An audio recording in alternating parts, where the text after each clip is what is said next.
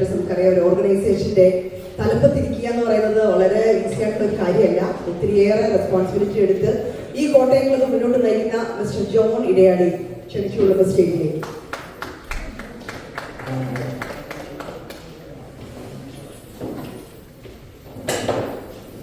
Thank you doctor Rhine. ആദ്യമായി ഇന്നത്തെ നമ്മുടെ ഓണാഘോഷ പരിപാടിയുടെ ക്ഷണം സ്വീകരിച്ച് മുഖ്യ അതിഥിയായി കടന്നു വന്നിരിക്കുന്ന മിസോറി സിറ്റിയുടെ mayor honourable mayor Robin Elakkal, Stafford സിറ്റിയുടെ മേയർ ആയ honourable mayor Ken Mathews sir, മാഗിൻ്റെ കർമ്മധീരനായ പ്രസിഡന്റ് ജോസ് കെ ജോൺ, കോട്ടയം ക്ലബ് ബൂസ്റ്റിന്റെ മുൻ പ്രസിഡന്റും ഇപ്പോഴത്തെ ചെയർമാനുമായ ബാബു ചാക്കോ, സെക്രട്ടറി സജി സൈമൻ, ട്രഷറർ ഫ്രാൻസിസ് സൈൻ, വൈസ് പ്രസിഡന്റുമാരായ ജയേഷ് ജോസ്, ഷാജി ജോസ്, കൾച്ചർ കമ്മിറ്റിയുടെ കോർഡിനേറ്ററായ Biju Chalakkal, social welfare coordinator Saji Jose, chief election commission Martin, Chacko Yoseph ചേട്ടൻ, കുര്യൻ ചേട്ടൻ, മറ്റെല്ലാ ബോർഡ് മെമ്പേഴ്സ്, അതുപോലെ തന്നെ ഇന്ന് ഇവിടെ കടന്നു വന്നിരിക്കുന്ന കോട്ടയം ക്ലബിൻ്റെ മെമ്പേഴ്സ്, നമ്മുടെ ഇന്നത്തെ പരിപാടിയിലേക്ക് കടന്നു വന്ന എൻ്റെ സ്നേഹിതരും ഞങ്ങളുടെ സ്നേഹിതരായിട്ടുള്ള മറ്റ് ഫ്രണ്ട്സ്, അതുപോലെ തന്നെ നമ്മുടെ ഇന്നത്തെ MC ആയിട്ട് ഇവിടെ പ്രവർത്തിക്കുന്ന കോട്ടയംകാരിയായ തന്നെ കോട്ടയത്തിൻ്റെ അഭിമാനമാണ് ഡോക്ടർ റൈന. ആദ്യമായിട്ട് മഹാബലി തമ്പുരാന്റെ ഓർമ്മയാചരിക്കുന്ന ഈ ഓണം നാളിൽ നിങ്ങൾക്ക് എല്ലാവർക്കും ഓണത്തിൻ്റെ ഐശ്വര്യത്തിൻ്റെയും സമൃദ്ധിയുടെയും ആശംസകൾ ഞാൻ അർപ്പിക്കുകയാണ്. ഓണം എന്ന് പറയുന്നത് ഒരുപാട് സന്ദേശങ്ങളും മനുഷ്യ സമൂഹത്തിന് ഒരുപാട് നിർദ്ദേശങ്ങളും ക്രിയാത്മകമായ ഒരു ക്രിയേറ്റിവിറ്റി ഉണ്ടാക്കിയ ഒരു കൂട്ടായ്മയാണ് ഉത്സവത്തെക്കാൾ കൂടുതൽ. കാരണം മഹാബലി എന്ന് പറയുന്ന വ്യക്തി മഹാത്യാഗം ചെയ്തത്. ആരൊക്കെ ബലി കഴിപ്പിക്കപ്പെട്ടിട്ടുണ്ടോ അവരെല്ലാം മനുഷ്യ മനസ്സുകളിൽ ഇന്നും നാളെയും വരുന്ന തലമുറയുടെ മനസ്സിലും ജീവിക്കൂ എന്നുള്ളത് സത്യമാണ്. മഹാനായ യേശു, നമ്മുടെ പരിശുദ്ധ യേശു ക്രിസ്തു, അതുപോലെ തന്നെ മഹാത്മാഗാന്ധി, ഭഗത് സിംഗ്, അബ്രഹാം ലിങ്കൻ തുടങ്ങിയ വ്യക്തികൾ മനുഷ്യ സമൂഹത്തിന് വേണ്ടിയിട്ട് സ്വയം ബലി അർപ്പിച്ച വ്യക്തിത്വങ്ങളാണ്. അപ്പൊ ഓണത്തിലൂടെ തരുന്ന ഒരു സന്ദേശം, മറ്റുള്ളവർക്ക് വേണ്ടി, സമൂഹത്തിന് വേണ്ടി ആർ സ്വയം ത്യജിക്കുന്നുവോ അവർ മനസ്സുകളിൽ ഒരിക്കലും മരിക്കുന്നില്ല എന്നുള്ളത്.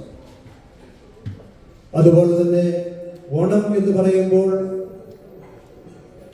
സമത്വത്തിന്റെ ഒരു കാഴ്ചപ്പാടാണ് ഓണം തരുന്ന ഒരു സന്ദേശം.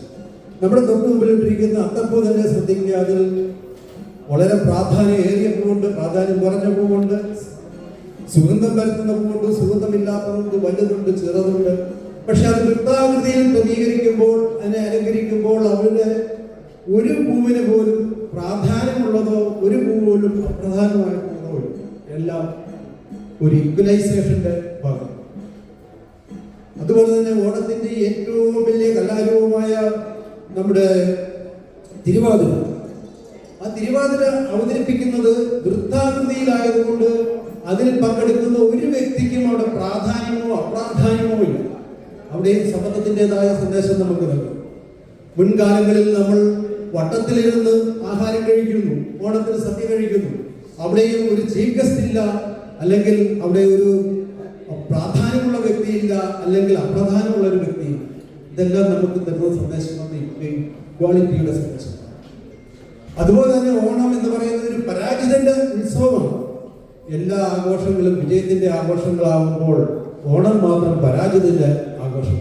കാരണം സർവ്വതും നഷ്ടപ്പെട്ട്, രാജ്യവും നഷ്ടപ്പെട്ട്, തന്റെ അധികാരവും നഷ്ടപ്പെട്ട് പാതാളത്തിലേക്ക് ചവിട്ടിത്താഴ്ത്തപ്പെട്ട മഹാബലിയുടെ ഓർമ്മയാണ് അപ്പോൾ ഒരു പരാജിതന്റെ ഓർമ്മയാണുള്ളത് ഓണം എന്ന് നമുക്ക് പറയാം.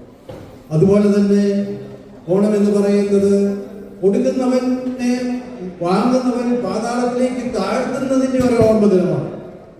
മഹാബലി എന്ന് പറയുന്ന ആ മഹാമനസ്സുള്ള മനുഷ്യൻ ഐതിഹ്യമായിക്കോട്ടെ എന്തുമായിക്കോട്ടെ, പക്ഷേ അതിൽ നിന്ന് വരുന്ന നല്ല ആശയങ്ങൾ നമ്മൾ ഉൾക്കൊള്ളുവാനായിട്ട് നമ്മൾ ശ്രമിക്കണം. ആ വ്യക്തിയെ പാതാളത്തിലേക്ക് വാങ്ങുന്നവൻ കൊടുക്കുന്നവനെ വാങ്ങുന്നവൻ പാതാളത്തിലേക്ക് നമുക്കും ഉണ്ടാകുന്ന അനുഭവമാണ്. അപ്പോൾ ചുരുക്കി പറഞ്ഞാൽ പാർശ്വവൽക്കരിക്കപ്പെട്ടവരുടെയും അവഗണിക്കപ്പെട്ടവരെയും സമൂഹത്തിലെ ഏറ്റവും എല്ലാം നഷ്ടപ്പെട്ടവരുടെയും ഒരു ഉത്സവമാണ് ഓണമെന്ന് ചുരുക്കി വേണമെങ്കിൽ നമുക്ക് പറയാം. ഈ അവസരത്തിൽ കോട്ടയം ബൂസ്റ്റർ കഴിഞ്ഞ കാലങ്ങളായിട്ട് അതിന്റെ പ്രവർത്തനവുമായി മുമ്പോട്ട് വയ്ക്കൊണ്ടിരിക്കുകയാണ്. തീർച്ചയായിട്ടും കോട്ടയം ബൂസ്റ്റർ ഒരു കാഴ്ചപ്പാടുണ്ട്, അതിനൊരു വിഷനുണ്ട്. സമൂഹത്തിലെ പാർശ്വവൽക്കരിക്കപ്പെട്ടവർക്കും സമൂഹത്തിലെ അവസരങ്ങളുടെ കൂടെ വിസ്റ്റാൻഡ് ചെയ്യുക എന്നുള്ളൊരു കാഴ്ചപ്പാടാണ് കോട്ടയം ബൂസ്റ്റർ. കാരണം ക്ലബിന്റെ ഒരു വിഷൻ തന്നെ $1 ക്ലബിൽ കിട്ടിയാൽ $1.5 ക്ലബിന്റെ ദൈനംദിന പ്രവർത്തനത്തിന് വേണ്ടി ഉപയോഗിക്കുക, $1.5 ചാരിറ്റി വേണ്ടി ഉപയോഗിക്കുക. ഈ കൊല്ലത്തെ 2025 കോട്ടയം ക്ലബ്ബ് മുന്നോട്ട് വച്ചിരിക്കുന്ന പ്രൊജക്ഷൻ എന്ന് പറയുന്നത് കോട്ടയം ജില്ലയിൽ ഏറ്റവും അർഹനായിട്ടുള്ള ഒരു സാധു കുടുംബത്തിന് മനോഹരമായ ഒരു വീട് വെച്ച് നൽകുക എന്നുള്ളതാണ്. അത് ഈ കൊല്ലം ഡിസംബർ 31, 2025 മുമ്പിൽ അതിനുള്ള പ്രാരംഭ പരിപാടികൾ ഞങ്ങൾ ആവിഷ്കരിച്ച് നടപ്പാക്കാം. 2026 ഞങ്ങൾക്കൊരു വിഷനുണ്ട്. കോട്ടയം ജില്ലയിലെ ഏറ്റവും സാധുവായ 5 കുട്ടികളെ അവരെ പ്രൊഫഷണൽ കുട്ടികളെ സ്പോൺസർ ചെയ്ത് അവരെ പഠിപ്പിക്കുക എന്നുള്ളൊരു വിഷനാണ് ഞങ്ങൾ പഠിച്ചിരിക്കുന്നത്. മുൻകാലങ്ങളിലേക്ക് കടന്നുപോയി കഴിഞ്ഞാൽ 2017 ഉണ്ടായ പേമാരിയിലും വെള്ളപ്പൊക്കത്തിലും കോട്ടയം ജില്ലയിലെ താഴ്ന്ന പ്രദേശമായ പരിപ്പ, ഉളശ, വില്ലൂന്നി, മള്ളൂശ്ശേരി തുടങ്ങിയ ഭാഗങ്ങളിൽ അന്നത്തെ പ്രസിഡന്റായിരുന്ന ബാബു ചാക്കോയുടെ നേതൃത്വത്തിൽ കോട്ടയം ക്ലബ്ബ് സഹായം സ്കോർ എല്ലാ കൊല്ലവും നവജീവൻ ട്രസ്റ്റ് ആയിരങ്ങൾക്ക് അത്താണിയായ നവജീവൻ ട്രസ്റ്റിന് ഒരു നിശ്ചിത തുക എത്തിച്ചേർക്കുവാൻ കോട്ടയം ക്ലബ്ബ് എന്ന് പ്രതിജ്ഞാബദ്ധമാണ്. അതുപോലെ തന്നെ മെഡിക്കൽ ചാരിറ്റിയും എല്ലാം മാൻഡ്രൂസും ഇതിന്റെ മുൻ പ്രസിഡന്റായിരുന്ന ആൻഡ്രൂസ് അദ്ദേഹത്തിന്റെ കാലത്ത് ധാരാളം ചാരിറ്റി പ്രവർത്തനങ്ങൾ ചെയ്തു.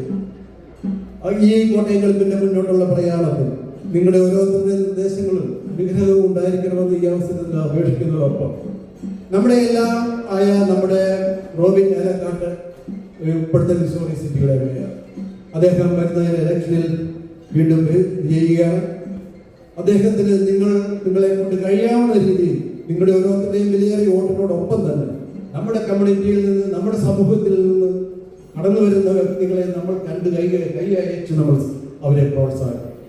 അവർ കടന്നു വരണം, എങ്കിൽ മാത്രമേ നമുക്കും ഒരു ഷെയർ കിട്ടൂ.